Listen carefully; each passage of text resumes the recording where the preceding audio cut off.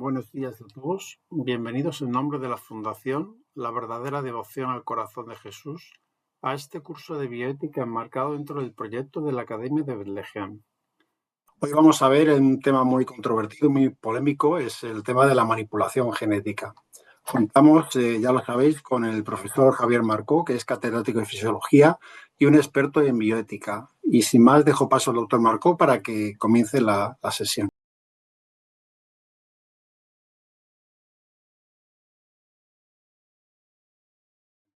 Buenas tardes. Vamos a tocar un tema que es la manipulación genética, lo vamos a ver primero en bacterias, en microorganismos, luego en vegetales, luego en animales y luego en el hombre, sobre todo enfocado a la terapia génica, que es un tema experimental todavía, pero cómo tratar enfermedades genéticas cambiando el gen defectuoso. Entonces, les voy a compartir ya la presentación.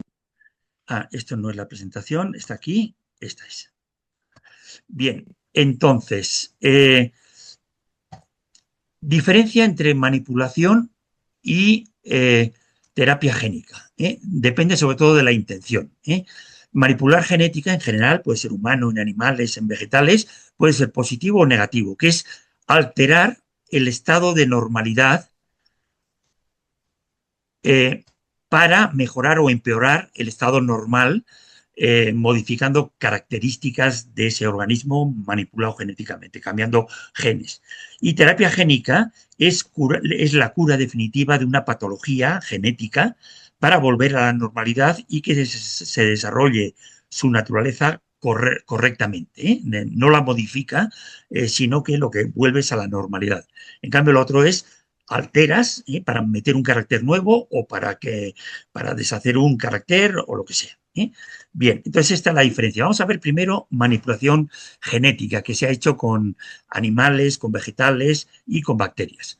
La mejora genética no es nueva. En el laboratorio fue en el año 1927 que se hizo en una bacteria. Luego, la biotecnología, a través de técnicas de introducir un gen y quitar un gen, se inicia a principios de los años 80, de 1980.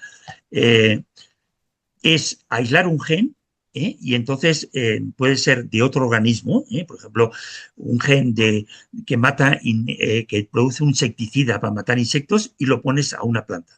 Entonces, esa planta produce una proteína que es el insecticida que normalmente ese vegetal no produce. Es rápido y es intraespecie, o sea, entre dos especies distintas. Son los llamados organismos modificados genéticamente, los OMG, tal.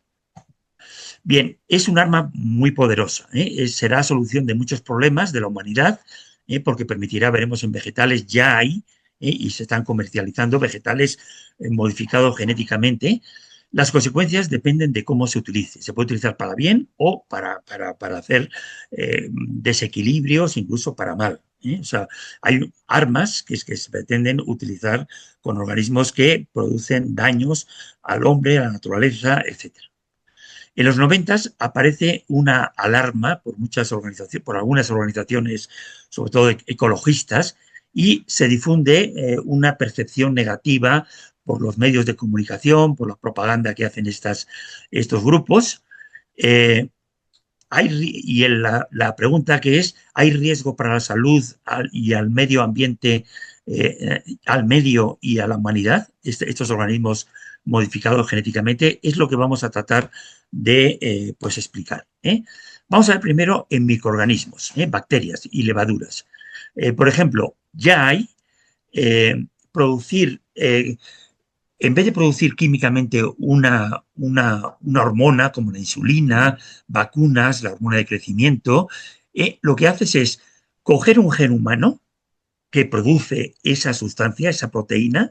Los genes son lo que hace que las mitocondrias produzcan las proteínas que corresponden a ese gen, las propias de ese gen. Bueno, entonces cogemos el gen, lo metemos dentro de los genes de una bacteria o una levadura y entonces esa bacteria libera esa proteína humana. Puede ser vacunas, que aquí hay de estas, hormona de crecimiento, la GH, insulina,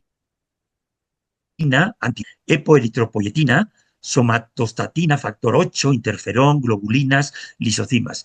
Hacerlos químicamente, sintetizar esa molécula químicamente es muy caro. En cambio, de esa forma, la propia bacteria te lo sintetiza y simplemente recoges del medio de cultivo esa proteína. Bien, el problema es que las bacterias y las bacterias, también las levaduras, bueno, también hay bacterias industriales que tienen un gen que degradan contaminantes, petróleo. A un sitio de mancha de petróleo echas esas bacterias y lo van hidrolizando, van destruyendo ese petróleo, también tóxicos. Otros que son transformantes, que producen a partir de, no sé, de celulosa, producen glucosa.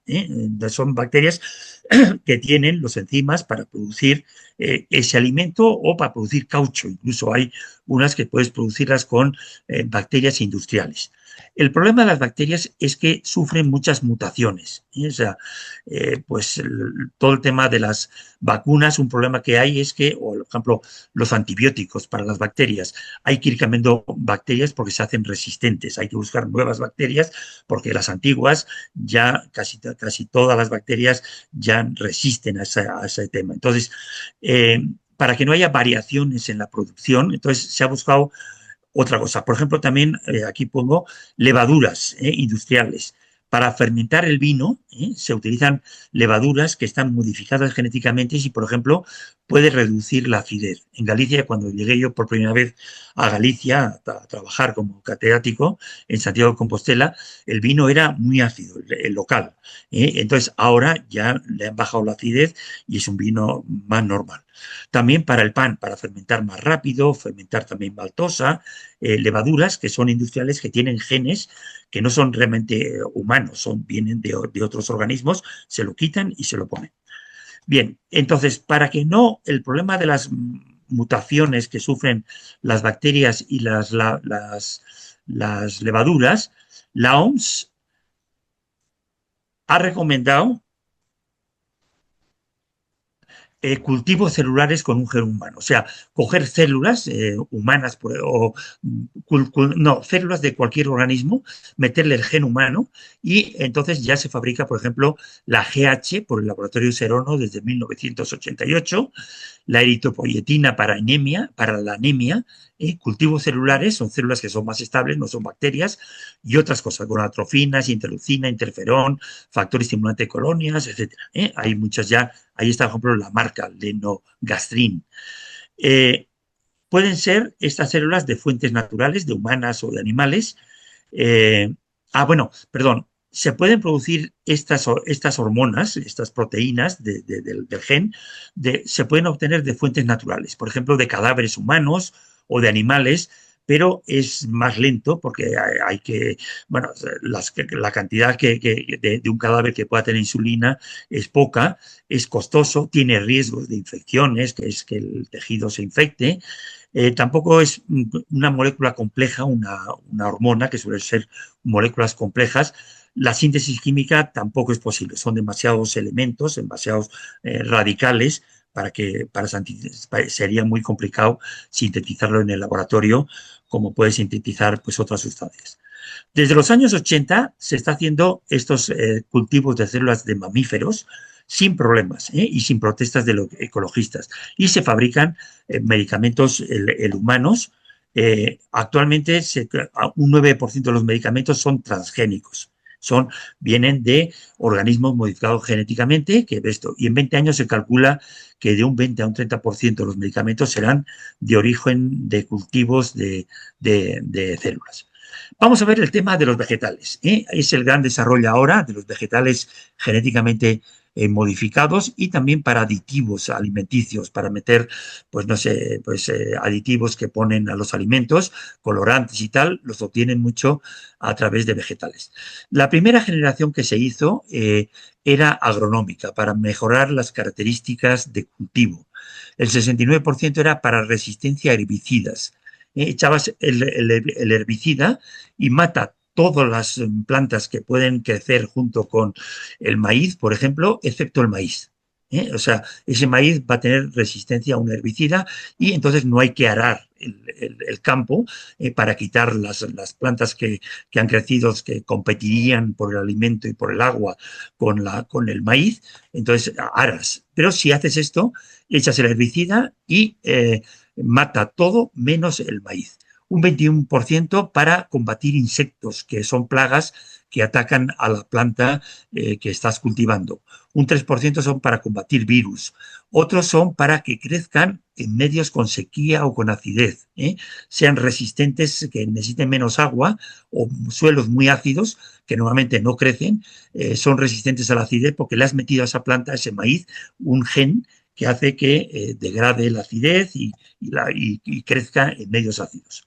Después, la segunda generación fue para mejorar las cualidades de los vegetales, que duren más, que sean más grandes, que tengan más sabor y que sean más nutritivas. Por ejemplo, se han hecho, por ejemplo, en arroz, que tengan más hierro del arroz normal, sobre todo para países subdesarrollados que tienen deficiencia. El hierro es necesario para la hemoglobina, es un elemento de la hemoglobina, y entonces pues le das. La tercera generación, que sea más productiva, o sea, que sea productiva, perdón. Productiva, por ejemplo, hay una vacuna para la hepatitis B que lo produce un vegetal. Le han puesto el gen que produce, es un residuo de la hepatitis B, del virus, que lo has puesto en el vegetal, en sus genes, y el vegetal crea una proteína que sirve como las vacunas. Tú metes un cacho de la hepatitis, de la bacteria, y el cuerpo hace anticuerpos y destruye, o sea, tiene más defensas contra la hepatitis B. Bueno, pues vegetales que ya producen vacunas. Bien, los vegetales genéticamente modificados, un 35% son del tomate, un 30% de maíces modificados, remolacha un 10%, luego patata, arroz, girasol, soya, calabaza, melón, colza, algodón y eucaliptos. Son vegetales que ya están aprobados para utilizarse y que se venden en las casas que lo han hecho el vegetal genéticamente transformado. Bien, la transformación de vegetales se ha hecho siempre. Los injertos es simplemente pues de otra planta a otra planta, es un injerto. Entonces estás creando, o los cruces de plantas o de animales que sean pues mejores y tal, para mejorar una cabaña, el ganadero, haces cruces y estás haciendo transferencia de genes. Lo que pasa es que son transferencias masivas. Aquí se hacen 1 o 2 genes. Bien, la primera generación de transgénicos. Ay, perdón. Tener beneficios agronómicos, por ejemplo, resistencia a plagas de insectos, resistencia a enfermedades virales que atacan a la planta, a hongos, a herbicidas. Eso de echar herbicida, matas todas las hierbas que hay en el campo, excepto no afectas al cultivo. Eficiencia en captación de nutrientes, tolerancia al frío, tolerancia a la salinidad. A veces hay suelos que son muy salinos, que no crecen, pero esto. Por ejemplo, vemos aquí en esta gráfica el tomate este que está arriba, que es como verdoso, este es resistente a una enfermedad. Es un tomate que se ha visto que tiene resistencia, una variedad. Entonces, le buscas el gen y a un tomate normal, que es el de la izquierda, que es sensible a la enfermedad, le metes ese gen responsable de la resistencia a la enfermedad a ese tomate y en consecuencia, bueno, puede venir, pues le das otras variedades o otras especies. Puede ser que ese gen que resiste a una enfermedad lo puedes meter a un mismo tomate, sería un tomate resistente, un organismo genéticamente modificado, resistente a tal enfermedad de los tomates que los hace que no les crecen bien o lo que sea. O lo puedes meter a otras variedades de tomates, a otras especies incluso. Veremos que el maíz se ha hecho esto. Aquí tenemos en esta diapositiva plantas transgénicas resistentes a un virus. Este es un cultivo con los transgénicos, el virus que hay en la zona y tal. En cambio, las plantas que no son transgénicas, pues con el virus, es el control, pues las pobres que crecen muy mal y dan poco fruto. Entonces, bueno, pues es una ventaja, y vamos a ver luego riesgos para la naturaleza, para la salud, beneficios, etc. Aquí tenemos otro ejemplo, maduración de frutos. frutos transgénicos que tienen más tiempo de vida en los anaqueles.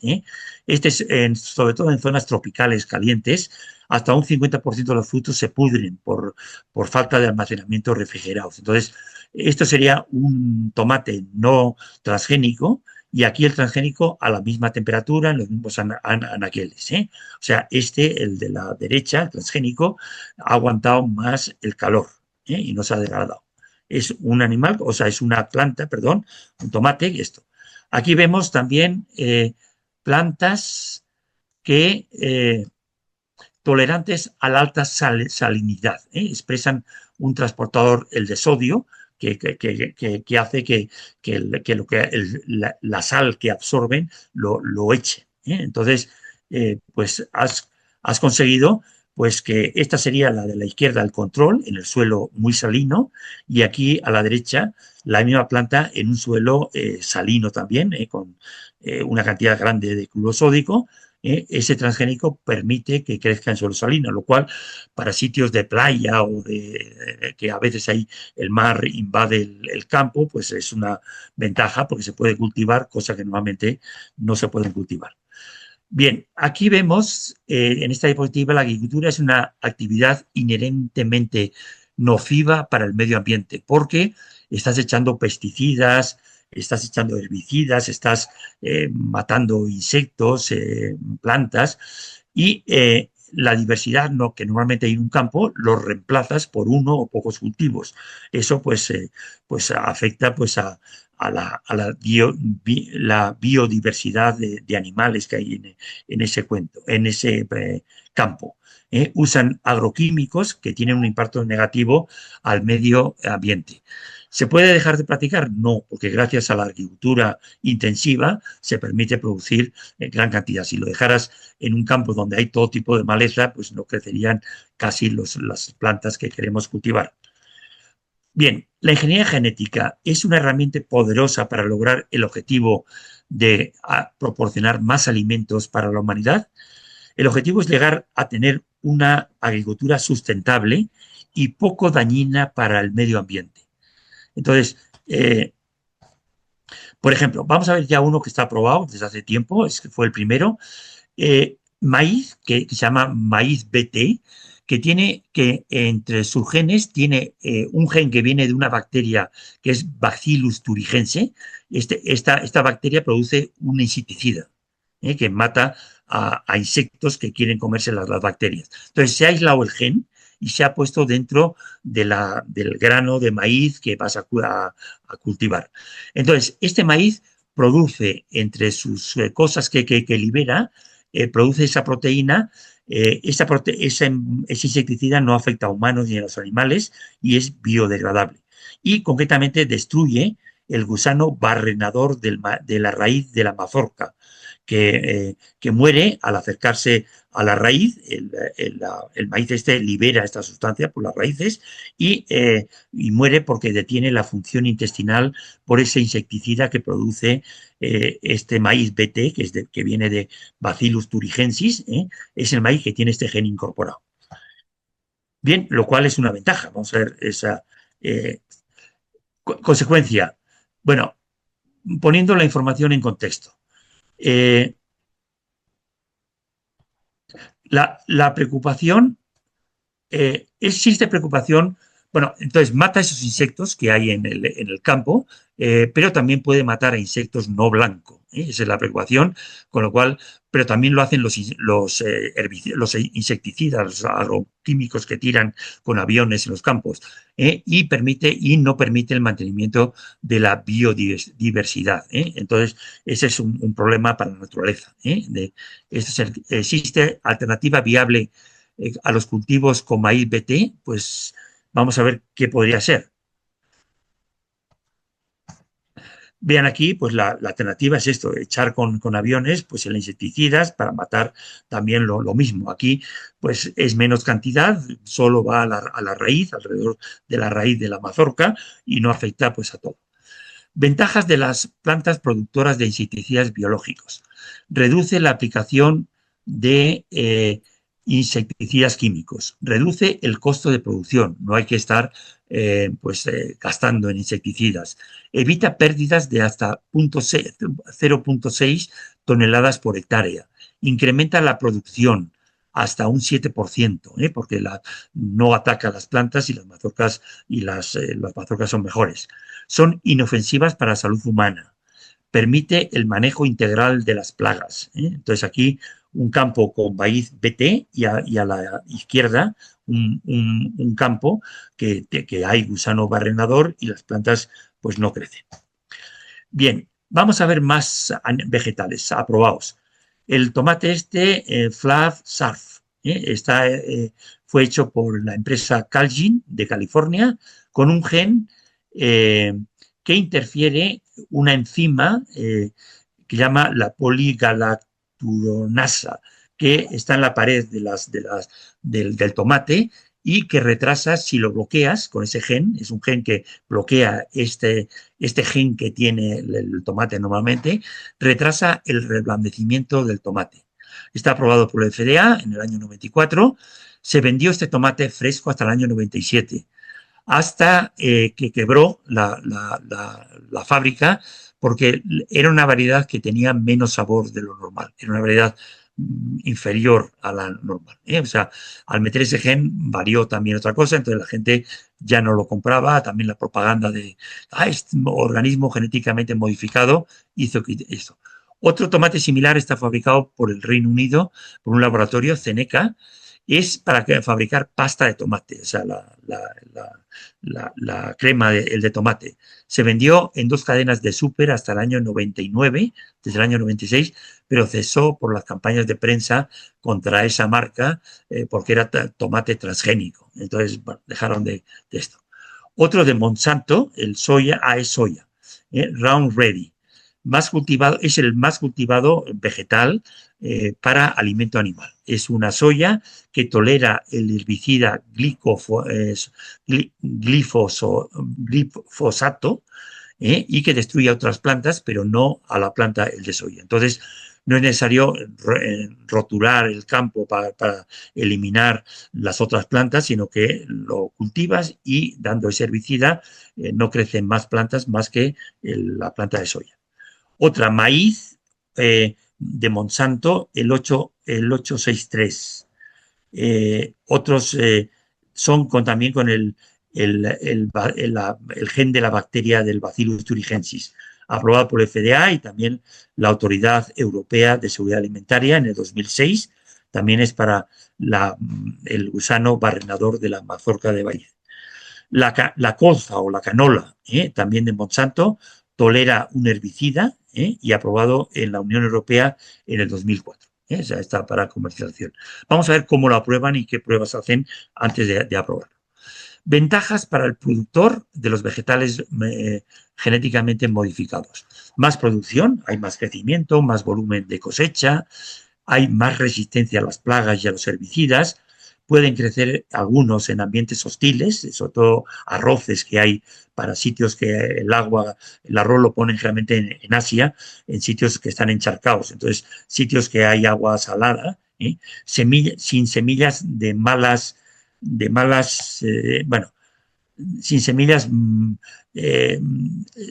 que no estén mezclado con otras semillas pues no sé, como la cizaña y el trigo. Bien, más rentable, producen un 4% más, menos coste de agroquímicos, 25 en agroquímicos en los campos se utilizan 25.000 toneladas al año en general, en todo el mundo, y menos pérdidas de cosechas. Se necesita menos suelo, porque produces igual con menos suelo, menos gente, no hay que roturar, menos gasóleo de los tractores para arar, menos agua, porque muchas veces crecen con menos agua en algunas variedades, y más calidad, mejor tamaño, más duración, más cualidades. Para el consumidor, menor precio. Al producir más en el mismo campo, puede bajar el precio. No es fácil que bajen los precios, pero como el agricultor gasta menos en agroquímicos y tal, más calidad en lo nutricional, en cualidades, en duración. Beneficios para la salud. hay los que llaman los biofármacos vegetales, que producen vacunas ya. Se saca la vacuna de la planta y sin alérgenos. Por ejemplo, arroz, que han hecho variedades que le quitan, que el arroz natural tiene una sustancia que produce alergias en algunas personas. Pues han creado arroces que le han quitado ese gen y ya no produce esta proteína que produce alergias. Huevos sin salmonela, también eso sería para animales, pero también han conseguido que el huevo, que las granjas de pollos, pues hay mucha salmonela, porque están todos hacinados, pues resistan a la salmonela y destruyan la bacteria para que no se contaminen los huevos, la carne de pollo. Sin cafeína, café que ya no hay que someterlo a un proceso químico, sino que la propia planta produce ya sin la proteína de la cafeína. Es una proteína, la cafeína, estimulante, pues quitas ese gen a los granos de café que cultivas y ya no produce cafeína. Producirá el color, lo que sea, pero no la cafeína. Disminución del hambre del mundo, más cosechas en suelos pobres, menos plagas, menos gastos en pesticidas, y esto es importante para países pobres. Vamos a ver ahora los desventajas. Bueno, para el medio ambiente también ventajas. Mayor conservación del medio, se reduce la utilización de agroquímicos, se necesita menos superficie, igual producción con menos tierra, menos agua, menos emisión de CO2 por las plantas liberan CO2, perdón, liberan oxígeno, pero de tractores, de tal, pues no sería necesario el arar. Menor destrucción de bosques y hábitats naturales, porque producías más con los mismos terrenos sin tener que quemar bosques como hacen algunos y tal. Permite el cultivo con más rendimiento y utilizar zonas degradadas para cultivos que normalmente no se podían utilizar. Menos erosión, el 90% menor, porque se cultiva sobre los rastrojos, las plantas que han crecido después de las cosechas, pues han crecido plantas y entonces no hay que roturar, y cuando llueve se lleva toda la tierra suelta. Entonces tú directamente pones el grano en el suelo y echas el pesticida y elimina todas las plantas sin tener que arar con peligro de erosión. Bien, son cosas, esto mejora los suelos, podrán cultivarse en degradados o contaminados. A veces hay plantas pues que muy salado, o sea, el suelo muy salado, con mucha sal, pues lo va regenerando la planta. Ahora vamos a ver riesgos. Hemos visto ventajas, vamos a ver la cara contraria, que son los riesgos posibles, que es lo que siempre la propaganda de esto, pues los grupos ecologistas y tal, bueno, si está bien estudiado que no hay riesgos, no tienen por qué demonizarse una planta transgénica. Nuevos alergénicos, nuevas proteínas que se meten con el gen que has puesto, producen nuevas proteínas que pueden producir alergias a algunas personas. Siempre se hacen estudios subcrónicos de al menos 90 días de personas distintos tipos de grupos de personas que tienen muchas alergias, ver si realmente provoca esa variedad alguna alergia. Resistencia a antibióticos por el gen marcador. Realmente, para saber que el gen ha entrado y tal, lo que haces es poner el gen que quieres meter en la planta, al grano de maíz, por ejemplo, y le pones un gen que da resistencia a un antibiótico u a otra sustancia. Pues se utilizan muchos antibióticos. Esa resistencia no pasa al ser humano, esa es para la planta. Si le das el antibiótico, no actuará. Es un gen generalmente de bacterias que no pasa a los animales ni al hombre, ese gen que tiene la planta, pero que sirve para saber si ese gen que has querido introducir, para saber porque no lo puedes ver, el gen, entonces con el gen marcador que le añades también, sabes si se ha introducido y funciona. A través del gen marcador como test o como para poder el saber que está insertado correcto en el genoma de la planta. Cancerígeno. Puede ser que a veces ahora ya no se utilizan tanto los virus transportadores, pero antes se introducían virus inactivos, que no son virus contagiosos ni que producen enfermedades, pero si se muta ese gen que has puesto como transportador, ahora se hace ya directamente. Hay una técnica que lo veremos luego en el vídeo, que cortas y metes directamente. Pero bueno, antes se utilizaba mucho virus para meter el gen dentro de la planta, ese gen que querías introducir. Y también porque al introducir un gen se puede activar un oncogen, que se introduce si no se introduce en el lugar correcto. Entonces, a veces se ha visto, para eso se hacen estudios con personas si tienen estos problemas. Eh, Riesgos económicos. Pues el gran riesgo es las multinacionales que han invertido mucho dinero en esta investigación para producir los vegetales transgénicos, exigen, como tienen la patente 20 años, exigen la compra anual de las semillas a ellos. Para obligarlo, lo que hacen es que meten también un gen que hace a los granos estériles. O sea, si tú cojas los granos de un maíz transgénico y los cultivas, no crecerán. Entonces, para que no los utilicen, les ponen ese gen, además del gen del bacillus, para que no crezcan. Y entonces están unas pocas empresas que se dedican a los transgénicos, están dominando la agricultura. Has de comprarlos a ellos, al menos durante 20 años que tienen la patente, luego ya será libre los transgénicos. Entonces, eso será, pues, para los pequeños productores, pues es un gasto. Para un gran productor, pues no es tan importante el gasto. Mayor coste, por 10, el coste de las semillas. En vez de utilizar tus propias semillas que has producido para cultivarlas al año siguiente, pues esto para los países pobres no sirve. Tampoco es rentable para los pequeños agricultores. En cambio, los países ricos van a tener más cosechas, porque pueden comprar estas semillas y producir más con el mismo terreno. Entonces estás creando desigualdades. Quiebra del producto tradicional por competencia ventajosa de los transgénicos. Por ejemplo, los tomates que resisten a que no se pudren tan rápidamente, pues permites... Un segundo que voy a cerrar una puerta. Marta. Bien. Eh, por competencia ventajosa de los transgénicos, de productos que tengan cierta cosa, pues entonces el producto tradicional pues va a ser arrinconado y sobre todo en países pobres que tienen una agricultura autosustentable, que ellos mismos utilizan sus semillas para esto. Riesgos para el medio. Destruye insectos, los que dan plagas, pero también los beneficiosos. Bien, por ejemplo, con el insecticida este del Bacillus thuringiense. Resistencia a biopesticidas y herbicidas. Pueden crearse supermalezas, plantas que se hagan resistentes a esos herbicidas que produce la propia planta y a los pesticidas que la planta él produce, y entonces se pueden crear supermalezas que no, bueno, que el único sistema es pues que no se destruyen con herbicida, entonces hay que hacerlo pues el arando, pero claro, cuando ya ha crecido la planta buena, pues la otra no la puedes eliminar con pesticidas, que es lo que se suele el hacer, o sea, esas pesticidas para que no crezcan las plantas, para que no haya competencia.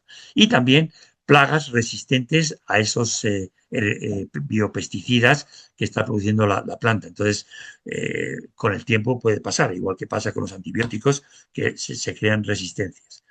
Biodiversidad. Los transgénicos colonizan por sus ventajas y se extinguen las autóctonas y las dependientes de su ecosistema. Bien, en México, por ejemplo, está prohibido más que en algunos sitios para experimentalmente, en algunos sitios que son bastante desérticos, el maíz transgénico. Porque hay muchos tipos de maíz en México, porque es una tradición prehispánica, ya cultivaban mucho maíz los aztecas y los demás, los mayas y tal.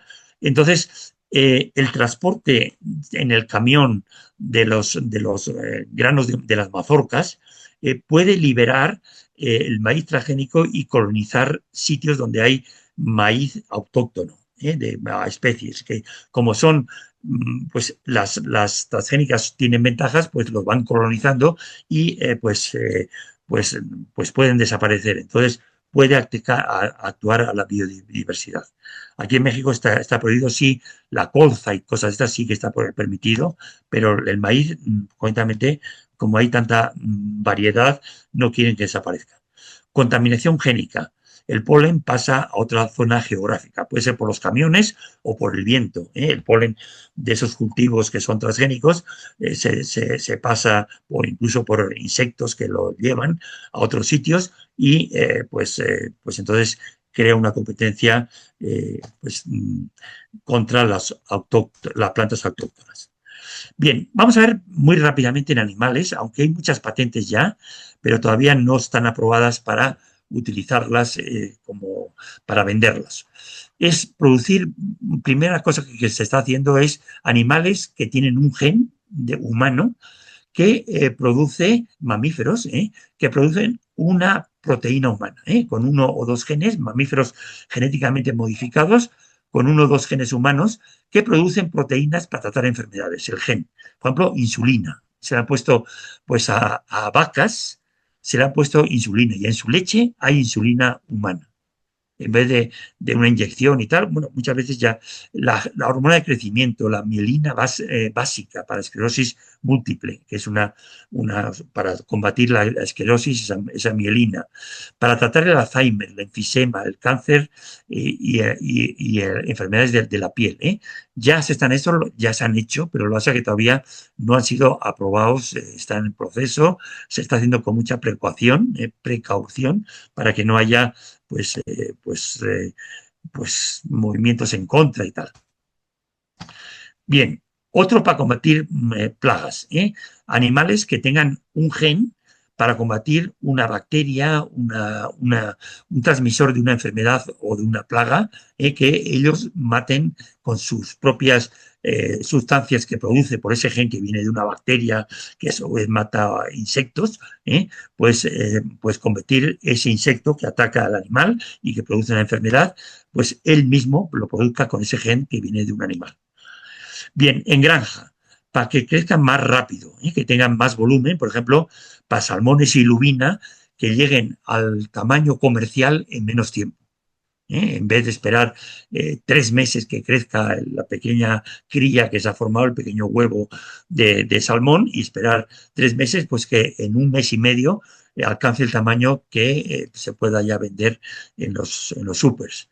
Que sean resistentes a enfermedades, a peste porcina, etcétera. Entonces, este es un tema que están iniciando patentes, pero todavía no están aprobados para su uso en el ser humano. En el futuro se buscarán también animales humanizados para xenotrasplantes. Son animales que tengan un corazón y a través de los genes del corazón, todavía no se saben cuáles son, pero cuando se identifiquen los genes del corazón humano, que producen un corazón humano, esos genes humanos del corazón los pones en un cerdo, que es el tamaño del corazón del cerdo, es parecido al humano y se emplea mucho para los cirujanos, para hacer práctica de trasplantes de corazón, lo hacen con cerdos. En la Facultad de Medicina de Navarra, yo estaba en un piso donde había en el laboratorio, un laboratorio de cirujanos donde estaban ahí con cerdos trasplantando corazones, para coger práctica antes de hacerlo con un humano. Entonces, coger los genes humanos de formar corazón, pasárselos al cerdo y quitarles los genes para producir corazón de cerdo. Entonces, ya un animal que tiene un órgano humano. Carne también para el mercado, de carne genéticamente modificada, y se podrían crear también nuevas especies, o sea, como vimos en un vídeo el otro día. Bien, pasamos a humanos, y es lo último que vamos a ver. Es el proyecto Genoma Humano. Es un proyecto hecho por un consorcio del Departamento de Energía y el Instituto Nacional de la Salud de Estados Unidos y universidades del mundo de muchos países. Muchas universidades hicieron un consorcio, se llamaba el Consorcio para el Proyecto Genoma Humano. Fue del año 1990 al 2005.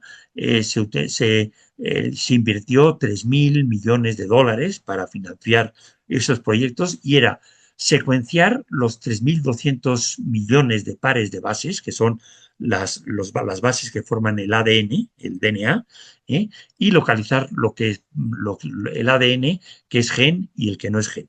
Se creía que había unos 100.000 genes y se han encontrado solo alrededor de 25.000 genes en el hombre. El proyecto terminó anticipadamente, estaba para el 2005 y terminó en el 2003. Hubo un gran desarrollo de la biotecnología para identificar todo este tema, se crearon aparatos automáticos, en fin, hubo un gran desarrollo y el acceso a los datos es libre. Cualquier cosa humana, la glucosa, no la puede patentar nadie, una molécula de la naturaleza, las cosas de la naturaleza no se patentan. Si descubres un enzima nuevo, sí, pero no algo que en la naturaleza está, como son el ADN. Sí puedes patentar las proteínas que produce ese gen, pero el ADN, el dato de cómo está formado ese gen, eso es libre, pero lo puedes patentar durante 20 años el que lo ha descubierto. La proteína que produce ese gen, sí, no lo puede producir en animales, por ejemplo, ese gen humano lo metes a un animal y lo tienes patentado 20 años. Bien, se sabe que hay entre 20 y 25.000 genes. Hay cosas que todavía son dudosas. La cantidad de genes humanos es el doble que una mosca que se llama Drosophila, que se emplea mucho para investigación, y es la mosca de la fruta. La fruta, una mosquita pequeñita que suele estar rondando en la fruta, se emplea mucho para investigación porque es el doble de genes que en el ser humano. O sea, no nos diferenciamos tanto en número de genes, no en el ADN, sino en genes concretos. Un tercio más tenemos que la lombriz. Un 98,77 más, común, es un tercio más que la lombriz. 98% común con el chimpancé de genes. O sea, la diferencia entre un chimpancé y esto es 1,3%, o menos incluso. Entre hombres, los genes varían en 0,01%, unos 120.000 nucleótidos. Se puede haber diferencias entre una persona y otra, las diferencias son mínimas en los genes. Entonces, bueno, se ha visto que no somos tan diferentes. Hay unos pocos genes de esto. En humanos hay entre un millón entre 150.000 y 2,1 mil variaciones. O sea, genes son, pero variaciones en los genes, en el mismo gen puede haber pequeñas variaciones que uno dé, pues pelo negro, pelo marrón, o sea, son pequeñas variaciones en los genes. No dan muchas enfermedades. Muchas no dan enfermedades. Estas variaciones de los genes, muchas no producen enfermedades, son simplemente variaciones en caracteres o en sensibilidad a fármacos o enfermedades. Hacen más sensibles a una bacteria, a una tal, o sea, son pequeñas variaciones, pero que muchas de estas variaciones son simplemente en alguna de las bases que tienen cada gen. Esas son adenina, guanina, en fin, citosina, son 4 pares de bases que se repiten en distinto orden en cada gen. Bien, medicina genómica. Es el futuro de la medicina, determina la secuencia de una parte del ADN, de los genes, que permiten, o sea, para diagnosticar el gen, se coge una parte del ADN de los genes y diagnostica si ese gen es normal o no. Permite el diagnosticar si tus genes, un tipo de genes, son pues normales o están alterados. Puede ser antes del nacimiento, al nacimiento del niño, que te ha tocado, si te ha tocado algún gen, pues no sé, para cáncer de mama, si es una niña, o incluso para antes de que aparezcan los síntomas, saber que puede aparecer, porque un gen no seguro determina la enfermedad, depende del ambiente, del estrés, de lo que comas, de muchas cosas. Entonces, es presintomático para que tú te vayas checando que esa enfermedad que genéticamente puede aparecer, puedes diagnosticarlo antes de que aparezcan los síntomas y tengas que tratar la enfermedad. Puede ser EPOC, el tema de respiración, que no de esto, te pueden producir que se fibrose el pulmón y entonces no puedas respirar bien, etcétera. Antes de que aparezcas, sabes que tienes el gen que te puede producir la enfermedad. Un gen no seguro da siempre la enfermedad. Puede ser antes, después, muy fuerte, poco fuerte o incluso que no aparezca a pesar de tener el gen de esa enfermedad. Será fácil y es fácil y es rápido para enfermedades monogenéticas. Ya existen test para diagnosticar si tienes el gen alterado. Es de rutina y en pocos días, por el gran desarrollo técnico, lo hacen automático y te determinan en una célula tuya si tienes ese gen o no tienes ese gen.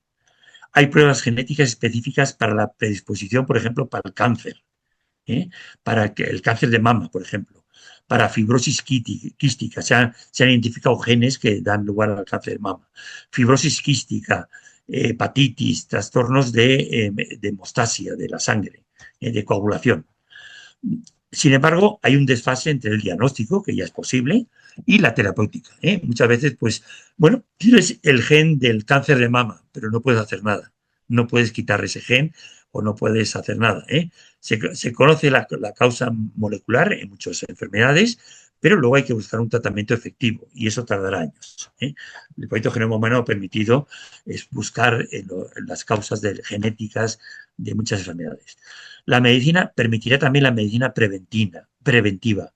Antes de que aparezcan los síntomas de la enfermedad, sabiendo que tienes el gen, pues podrás intentar retrasar la aparición de la enfermedad, evitarlo o reducir la intensidad de la manifestación de esa enfermedad. Y servirá también para que tengas controles periódicos para ver si ya se manifiesta esa enfermedad o no. Bien, análisis genéticos se hacen con una pequeña cantidad de ADN y hay aquí tenemos en la foto los arrays que veremos ahora, que pones ahí el gen y con reactivos te dice si lo tienes. Es para ver una mutación de un gen, permite confirmar diagnósticos, determinar si hay predisposición a una enfermedad genética, si eres portador, pero no vas a tener la enfermedad. Saben que en las células hay doble dotación de genes. Por ejemplo, el cromosoma X en la mujer es doble. En el hombre no es doble, pero es un X y un Y. O en cualquier otro cromosoma. Cromosoma 1, hay dos cromosomas 1. No todos tienen la misma información. Los dos 1 pueden tener distinta información. Entonces, puedes tener portador en un gen y en el par complementario, el otro gen 1, el cromosoma 1, no tener ese gen. Entonces, para algunas enfermedades es necesario que tengas el gen de esa enfermedad en las dos pares del cromosoma. Bien, entonces puedes ser portador, lo tienes en uno, pero no en el otro cromosoma del par. Variabilidad ante fármacos. Esto es un tema importante porque los fármacos no siempre actúan en todas las personas. Cuando se aprueba un fármaco, hay un 30% de personas o que no responden al fármaco o que responden muy intensamente o que produce muchos efectos secundarios en ese fármaco. Varía en que tengas receptores para ese fármaco. Hay personas que no tienen ese fármaco, que la mayoría tienen receptores, pero tú no los tienes, con lo cual, pues ha fracasado este tratamiento, no me está funcionando. Entonces el médico te cambia de fármaco para intentar tratarte esa enfermedad. Pero hay personas que el fármaco no le actúa. Bien, entonces se ahorrará tiempo y dinero si sabes tu dotación genética y dice, no, este fármaco no te lo puedo dar porque tú no tienes receptores en los genes, el gen para el receptor de este fármaco. Entonces, y hay gente que, por ejemplo, no metaboliza el fármaco. Entonces, una dosis normal le da un efecto altísimo porque se acumula en vez de destruirlo el hígado, porque le falta una enzima que destruye ese fármaco. Entonces, hay que bajar la dosis porque le ha dado unos efectos secundarios muy altos. Bien, hay un 30% que no responde normal. Conociendo el genoma, se pondrá a dar fármacos específicos para tu genoma. Luego, para la huella genética, para problemas de paternidad, si realmente es tu padre o tu madre, para identificar a una persona ante una catástrofe, ante un crimen, ven pues tu genoma, entonces para identificarte. Bien, esto ya existe, análisis genéticos. Concretamente, hay test genéticos más de 2000 pero no son para todos los genes todavía. Hay genes que no puedes, suelen ser específicos para unos pocos genes. Son los chips de ADN, que es la fotografía de esto, el microarray o biochips, que pueden analizar hasta 1000 genes simultáneos. Ven aquí los puntitos, cada uno es un tipo de gen y pones ahí la célula rota bueno, separas el núcleo, lo rompes el núcleo y pones el interior ahí en la plaquita y cada uno va a identificar si es positivo o negativo a un gen alterado. Problema es el coste. También la demanda. Entonces, cada vez va a haber más demanda y no va a haber tratamiento. Tienes tal enfermedad genética, pero no hay tratamiento. Entonces, muy bien, vale, para prevenir sí. Luego, el problema es que los seguros te pidan esos test. Si tengo el gen para cáncer de mama, perdón, no le hago el seguro de enfermedad. O en el trabajo, para contratarte, te pidan, y son temas que veremos que no saben, que está cómo prevenir estos problemas, que no te contraten si te hagan hacer un test de estos de chips de ADN para ver si tienes enfermedades y si no, no te contrato. No solamente tu capacidad, tu experiencia, sino tu salud. Bien, ya nos queda poquito. Bueno, nos queda ahora la terapia génica. Es un injerto genético, es como una terapia sustitutiva de cambiar un corazón, pues meter un gen sobre todo, pues a tus células. Será la solución final, sobre todo en embriones, y el futuro de la medicina. Ya no habrá tratamientos sintomáticos, o sea, en vez de quitar los síntomas de la hepatitis, pues hacer que tu hígado sea resistente al virus de la hepatitis. Es prematuro, hay riesgos, porque el meter genes todavía hay riesgos, hay pocos éxitos también, por eso meten un antibiótico para ver si en los vegetales el gen se ha insertado en el genoma de la planta, y ahí faltan conocimientos de si metes un gen si alteras otros. Para enfermedades monogenéticas que dependen de un gen, tardará 30 años para ser algo, la terapia génica propio de cualquier clínica. Y más tiempo para las poligenéticas, que son la mayoría de las enfermedades, dependen de varios genes. Ahora se han aprobado solo para cosa experimental, con permiso, con protocolos en hospitales especiales. Problemas, introducir un gen en el lugar incorrecto y puede interferir con otro gen importante o activar un oncogen. Y dar un oncogen es un gen de cáncer que de repente, por meter un gen en el sitio no correcto, se activa ese otro gen que lo tenías ahí, pero que estaba inactivo todavía. Bien. Protocolo experimental. En casos límites, son casos, pues veremos, no sé si lo quité, pero hay unos niños burbuja que quieren vivir en una especie de tienda de campaña transparente porque las bacterias no tienen resistencia a enfermedades de bacterias. Entonces son niños llamados burbuja porque viven en esas tiendas transparentes. La mayoría es preclínicos en sitios experimentales. Se aprobaron 2 experimentales en el año 90, 397 en el año 99. De ellos, 64% era de cáncer. Para enfermedades monogenéticas, 13%, y para el SIDA, para tener resistencia al SIDA, 8%. Pero los primeros resultados que se hicieron en esas pruebas experimentales, esto es, la inmunodeficiencia severa por deficiencia de adenina desaminasa.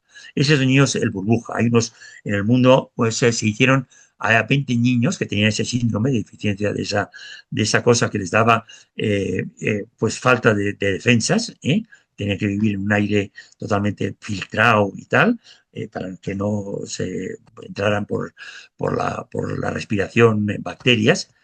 Bien, la solución que tenían es trasplante de médula compatible y sin rechazo, administración de la proteína esta, de la adenina desaminasa, linfocitos, son células de la sangre para defensas. Entonces, con terapia génica que tuvieran esta proteína que no tenía, le quitaban sus linfocitos de la sangre, son células de la sangre, le metían por terapia génica el enzima que produce el ADN, entonces volvían a meter esos linfocitos cada 20 días, son células que duran 20 días, entonces cada 20 días había que estar inyectándole células tratadas genéticamente. Bien, en el año 99, una niña de 4 años, en el Instituto Nacional de Cáncer, un trabajo de Andersen, tuvo mejoría inicial, temporal, y luego tuvo que volver a la terapia convencional. Fue seguro, pero efectividad moderada. En el 2002, en Francia, a 10 jóvenes, 9 mejoraron, que tenían ese síndrome, y 3 desarrollaron leucemia, por meter el gen en un sitio incorrecto. En el 2002 mejoraron, pero también desarrollaron leucemia varios de ellos. Entonces se paró, en vista de que había riesgos importantes, se ralentizó, pero últimamente las autoridades sanitarias de Francia, Alemania, Reino Unido, Estados Unidos, suspendieron inicialmente toda la terapia génica, incluso por los problemas médicos y éticos, ante estos resultados iniciales que hubo de estudios experimentales. Pero siguieron las investigaciones experimentales, no en humanos, buscando una técnica más eficaz y más segura. Perdón. En el 2012 se ha reactivado otra vez permisos para, empezaron a reactivarse permisos para, a través de pues, diversas universidades y sus hospitales y farmacéuticas han puesto en marcha nuevos ensayos experimentales de terapia génica. Vamos a ver, última cosa, aspectos bioéticos. Y con eso terminamos. Es un arma muy poderosa, si el fin es bueno, es una gran oportunidad, y si es malo va a haber muchos peligros de modificar, de crear niños con diseño, de meterle caracteres a niños que son de animales, que tengan el olfato del perro, la vista del águila, etcétera. Preocupa la pendiente resbaladiza por el abuso y hacia el desastre, porque, bueno, pues algunos penderán, no sé, o sea, hay una guerra, pues nada, gente, varones que sean muy fuertes, entonces metas genes que les dan pues fortaleza, que piensen poco, para que no se asusten ante las bombas. Es una investigación que se hará en la base de la vida y en la base del ser humano biológico. Entonces, pondrás cambiar, pues hacer personas perfectas y luego los paries que seremos todos, que tenemos algún gen defectuoso o que no es el ideal en su configuración. Información genética negativa afectará a cuando la información genética que obtienes, vas a tener cáncer, tienes el gen de cáncer de mama y afecta a la persona, a la familia, a la comunidad y al grupo étnico. Hay enfermedades que son propias de grupos étnicos, que sean en gentes de color o gentes blancas, que son más propias. Entonces, si salen que hay pues a un grupo étnico que suelen tener mucho esa enfermedad, pues se estigmatiza y se discrimina al grupo desfavorecido. Ese grupo de tal raza suelen tener el gen, todos estos, pues de tal enfermedad. Entonces, esto. Caso, por ejemplo, un ejemplo que pasó en Estados Unidos.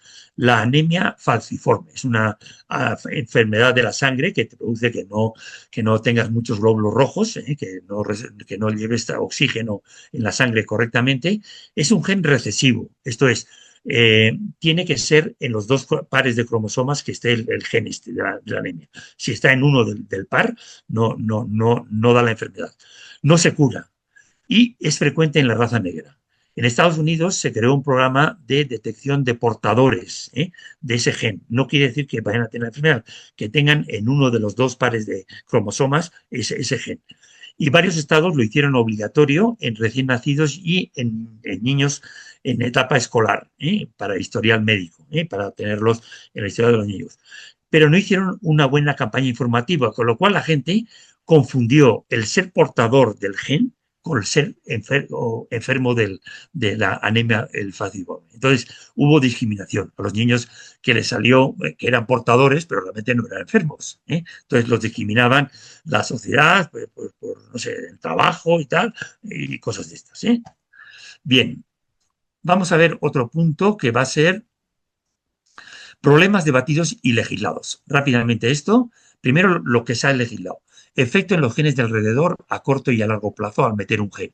No se debe hacer, solo se debe hacer en células somáticas del cuerpo, con conocimiento del que afecta a uno mismo. O sea, yo estoy de acuerdo a que me hagan esa introducción de genes, pero no a células germinales. A espermatozoides o óvulos no se puede hacer porque si hay una alteración por culpa de meter ese gen, va a afectar a hijos y a otras generaciones futuras ese desastre que se ha hecho. Entonces, lo que se haga solo puede ser en células del propio cuerpo, no en germinales y tal. El fin solo terapéutico, solo para cambiar genes patológicos, se prohíbe crear, por las leyes que han salido, clones, híbridos, quimeras en humanos y selección de sexo. Tampoco discriminar, no se puede obligar a hacer estos tests genéticos para un seguro, para entrar en el trabajo, para casarte, que podría ser condición. A ver, tú haces un gen genético, como tengas genes en la pareja, el cónyuge, esto pues no me caso. Para adoptar un niño, saber que el niño tenga los genes correctos. Para atención médica, si tienes tal enfermedad, pues no vale la pena operarte, porque ya tienes esta otra enfermedad que te vas a morir en poco tiempo. Estigmatización penal. Tienes un gen que en teoría que da violencia, pues ya eso, pues seguramente eres tú el culpable de lo que pasó, aunque no haya pruebas claras. Derecho a la intimidad, confidencialidad de los datos. ¿Quién puede pedir un test de estos? ¿En qué casos? Si puede pedir de todo tu genoma o solo lo relacionado con el problema. Solo se puede pedir lo relacionado con el problema si haces un test de estos, y la seguridad de los datos, el control de acceso a la información, al almacenaje de tu información. Todo eso está legislado, son problemas que están legislados. Claro, habría un problema de un candidato a ser presidente que le cojan un pelo y hagan el test genético y vean, va a tener Alzheimer. Como pasó con Reagan, por ejemplo, que acabó con el Alzheimer. Si antes de tener Alzheimer le sacan eso, está prohibido por el derecho de intimidad. Bien, ahora vamos a ver problemas y ya me quedan, creo que 3 y una conclusión, no legislados. Problemas que están ahí, pero que no se han hecho leyes, se han consensos en la ONU y tal. Consecuencias en la naturaleza. El crear una especie modificada que tenga características superiores puede producir desequilibrios en la naturaleza. Puedes crear un animal que sea una vaca que sea mucho más gorda de las normales, pero por desgracia ese animal, no te has dado cuenta, tiene más predisposición a enfermedades. Al meter genes que le permiten crecer en mayor tamaño, le haces que, sin querer, que es predisposición a enfermedad. Entonces se pueden crear desequilibrios. Al modificar el patrimonio genético, les hacen más susceptibles a otras cosas o crear una nueva especie. Incluso se puede meter una especie que tenga, pues no sé, genes para producir leche humana. Entonces, que es una especie que eso se ha buscado, que es que tengan genes para producir leche humana, para producir cosas, para producir vacunas, para producir... entonces te tomas la leche de esa vaca y tiene la proteína de la vacuna que quieres tú, eso, en vez de coger. Consecuencias eugenésicas. El aborto. Habrá mayor predicción prenatal por gusto, porque quiero saber cómo va a ser este embrión de fecundación in vitro. Entonces, tiene un gen tal, pues fuera. Gobiernos que creen leyes, por ejemplo, en Islandia, no nacen niños Down porque tienen que hacer un estudio, las madres, cuando se embarazan, y si tienen el gen de la trisomía del cromosoma 21, que es el Down, pues hay que matarlos. Entonces habrá discriminación étnica, por ejemplo, o de personas, al considerarlo inferior por taras del que tiene una etnia, discriminación porque tiene muchas taras genéticas propias de esa raza. Y se pasa de tara no curable a alteraciones no graves. Pero él va a ser, pues, no demasiado alto. Pues lo aborto. Porque no va a ser la altura va a ser un poco menor de lo normal en un chaval pues medio. Cesión de derechos de propiedad de datos para investigación. Entonces, si puedes ceder los derechos y la propiedad de los datos que has obtenido en la investigación de alguien, de los datos genéticos, a otra persona. Pero para investigación, no para publicar que tiene tal persona, tal político, tal problema. ¿Cuándo informar la probabilidad de que puedas tener una tara genética? Es positivo informar para prevenir, sobre todo si hay alternativa, o para detectar en los familiares. Si tú eres portador, pues para detectar si hay probabilidad de que alguien de tu familia lo tenga. Pero lo negativo es el problema psicológico que te puede dar. Dice, tú tienes un gen de cáncer de mama y seguramente lo vas a tener. O el rechazo o sobreprotección de un hijo que tiene taras genéticas por el diagnóstico y que no es curable. Entonces, los padres o lo sobreprotegen o lo rechazan a veces. Bien, vamos a ver por último, a ver más cosas, no legislado, no investigar fármacos para perfil genético o razas minoritarias. Razas minoritarias que se llaman o que tienen un genoma pues que tienen problemas. Como son poca gente, pues no se investiga fármacos muchas veces para esas enfermedades minoritarias. Se llaman genomas huérfanos. Son poca gente que tiene esos genomas y nadie, porque es poco rentable producir un fármaco que cuesta mucho dinero para las farmacéuticas, porque son pocos los clientes, y son razas que a veces tienen muchas enfermedades o son de un país en desarrollo que tienen, pues por endogamia, tienen enfermedades genéticas en la mayoría de la gente, etcétera. Entonces, no se investigan las farmacéuticas. Eso es un riesgo. Guerra de patentes. Nunca algo de la naturaleza se ha patentado. Descubrir un gen no es un invento, es algo que está en la naturaleza. Sin embargo, empezaron a patentarse inicialmente. En el 90 hubo 2 patentes de genes, en el 91 374, en el 92 7000. El Consejo de Europa en el 1999 dictaminó: es patentable el uso terapéutico de los genes, pero no el gen ni la información del ADN que no tenga función. Eso no se puede patentar porque es algo de naturaleza, pero sí su uso terapéutico al meter ese gen en una planta o lo que sea. Concepto de enfermedad. La definición de la OMS, de la Organización Mundial de la Salud, es un estado de bienestar físico, psíquico y social. Entonces, todos tenemos algún defecto genético. Nadie tenemos genes perfectos, todos. Entonces, nadie va a ser normal. Por ejemplo, uno es bajo. Pues tú no eres menos de la minoría, eres anormal. Entonces, todo el mundo con los temas genéticos, todos vamos a ser enfermos. O sea, de hecho, hay mucha gente que no quiere ir al médico y dice, porque si no, me van a meter pastillas por todos lados, porque pues seguro que tengo una enfermedad que no es grave, pero la han detectado. Y con los genes genéticos, con las enfermedades genéticas va a ser más. O no tengo el gen, pues el mejor. El coste para países ricos serán estas terapias génicas y eso crea desigualdad, no para gente pobre o países pobres que no tienen, pues que no hay medios sencillos para alternativos. Y ya lo último es problemas de ciencia ficción. Tras la terapia génica vendrá la manipulación no terapéutica. Crear niños perfectos, niños que tengan genes que no tienen los seres humanos para crear nuevas. Esto, medicina perfectiva, crear el niño perfecto, diseño según nuestros gustos. Llaman el futuro niños de diseño. Yo quiero que tenga el gen del pelo rubio, de la piel que sea un poco morenita, ojos azules, vas creando el genoma. Superespecies, gente que sea mejor físicamente, intelectualmente, con nuevas capacidades que no son propias, serían el transhumanismo, con transgénicos, gente, eso todavía no se puede hacer, pero tal. Humanoides, crear animales que tengan aspecto humano para trabajos duros y para utilizarlos, que tengan cierto aspecto humano, pero que realmente no tienen cerebro humano, o para xenotrasplantes, para utilizar estos animales con aspecto humano para xenotrasplantes o con órganos humanos. Embriones de recambios. Se podrían tener embriones de repuesto con la clonación que vimos ya.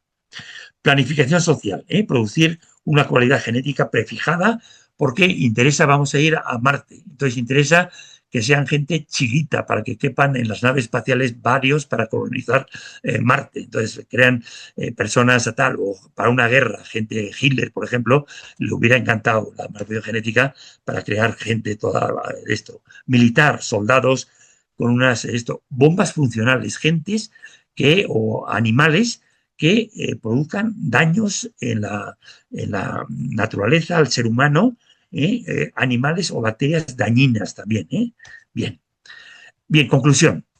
El avance de la biotecnología admira y crea nuevas perspectivas a los problemas que tiene la humanidad actualmente. Se podrán curar muchas más enfermedades, se podrán cultivar con más rendimiento y con menos degradación con pesticidas y herbicidas. Conocer es bueno, nos acerca a la verdad, pero hay que ser responsable, porque nos puede acercar al bien o nos aleja del bien. Depende del uso el que hagamos de los conocimientos. La reflexión, que la finalidad sea positiva. No puede ser algo no sé, para ser el primero que haga esto y que con fin militar o con fin tal. El medio utilizado debe respetar la vida de embriones, etcétera, y tal. Y las consecuencias no pueden ser negativas. No debe detenerse la investigación en todo este tema de manipulación genética y terapia génica, pero sí saber a dónde se va y para qué van hacia eso. Si no está dirigido al bien del hombre, será algo superfluo, trivial e insignificante. Porque si no sirve para el bien del hombre y tiene peligro para que producir el mal a la naturaleza o al ser humano o a los animales, pues no. El medio puede ser un gran descubrimiento o puede ser también una caída de la civilización humana por el abuso de esta tecnología para hacer cosas que no son beneficiosas, sino negativas. Habrán los seres humanos perfectos genéticamente y los parias, que seremos todos los demás. La bioética es clave, el respeto a la vida, el conocimiento de la dignidad de la persona. El ser humano no se la puede utilizar como cosa para hacer algo distinto o para ser el primero que haga algo, para no perder hasta el destino de la humanidad por ese abuso, por esta tecnología como es la biotecnología. Pues muchas gracias.